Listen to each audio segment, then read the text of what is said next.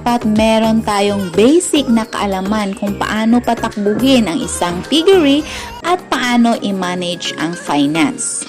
So, hindi po nasayang yung pinag-aralan ko mga ka-farmers. Graduate po ako ng Business Administration at ngayon ay apply ko lang din sa aming babuyan kung paano ko i-budget ang aming kaunting puhunan. As an owner mga ka-farmers, kailangan po na alam ninyo kung paano gawin ang mga nabanggit ko para maging matagumpay tayo at magtagal tayo sa negosyong ito. Tandaan ninyo mga ka-farmers na hindi po pwedeng iasa nyo po lahat sa inyong mga workers, lalo na po ang pag-manage ng finances. Kailangan din mga ka-farmers na alam ninyo kung bakit kayo papasok sa negosyong babuyan.